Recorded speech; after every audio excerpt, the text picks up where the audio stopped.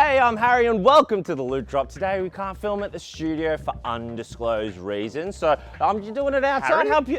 Oh, Dan! Why are you here? Hang I on. didn't know you lived at this exact address. Yeah, you definitely can't be here. No, we're doing the Loot Drop. We're talking about Jedi Survivor, Marvel Snap. No, Dan, no, you live back here.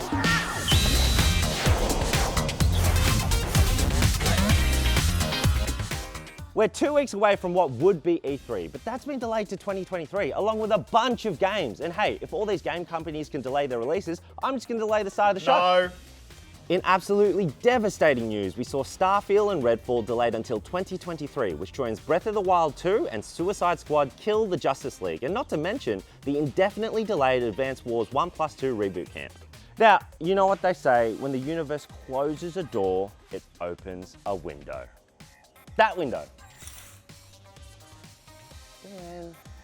Now that E3 is all but a memory, it's a little unclear as to when we'll know which games are coming out this year. But with events like PlayStation's State of Play happening this Thursday and the Xbox and Bethesda game showcase on the horizon, he's hoping we'll have something more exciting to talk about soon. So make sure you're subscribed.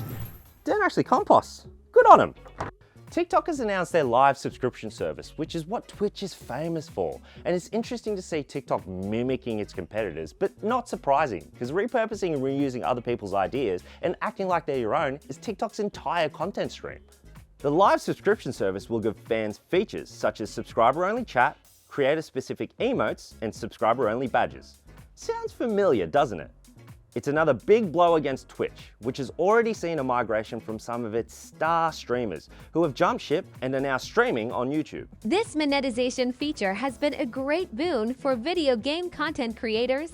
And there's no doubt that TikTok's live subscription service will include gaming. No matter what you think about TikTok, you can't ignore its girth. The platform has absolutely dominated the social media space and is the frontrunner for vertical video content, music, and pretty soon, gaming. It's like, remember before the iPhone came out and you were walking down the street and you had your phone in one hand, your MP3 player in the other, and your calculator in your back pocket, and then Steve Jobs is like, no, we're gonna put it all in one device. That's what I think TikTok is trying to do with content, and I'm pretty excited to see how it turns out. Hey Dan, thanks so much for letting us in. Yeah, that's fine. I would rather you be in here than outside where my neighbours can see. There you go, mate. I do love flossing. Enjoy. Oh, for God's sakes. Marvel Snap is a new CCG by ex-Hearthstone developers set in the Marvel multiverse, and it looks so fun. The goal of the game is to deploy heroes at 3 locations, and you want to win 2 out of the 3 locations to win cosmic cubes. Now, Marvel Snap, it looks like the F1 of card battlers. It's so speedy and bombastic.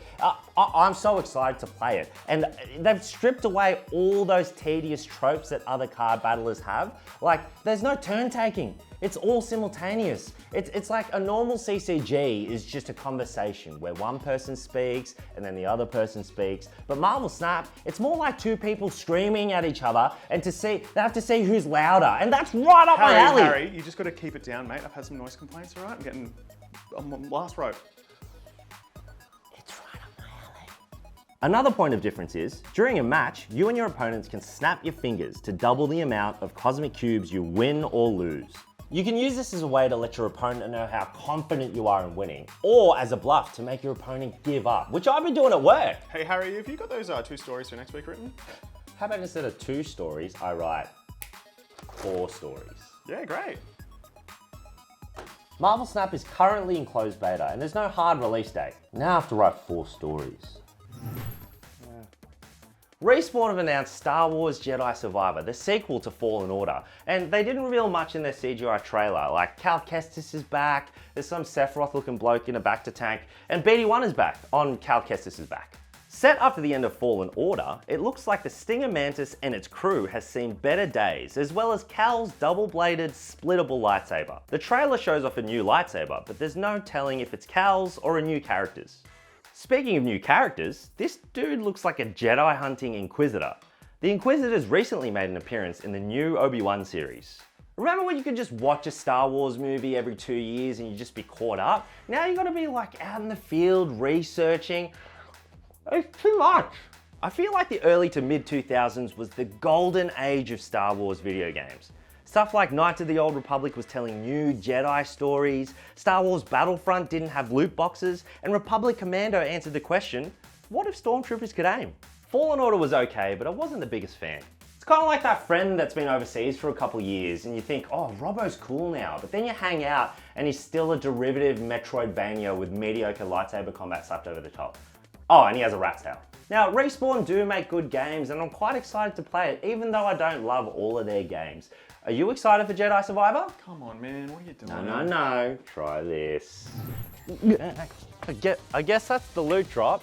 Coming out this week, you've got Card Sharks on PC and Switch and Diablo Immortal, and you all know what we think about that game. And don't forget, this Thursday, PlayStation are announcing a bunch of new games, and we're definitely going to cover it on next week's episode. But until then, I'll see you next time. We've revoked his security pass and now he's found out where I lived. I didn't employ him. Did you employ him?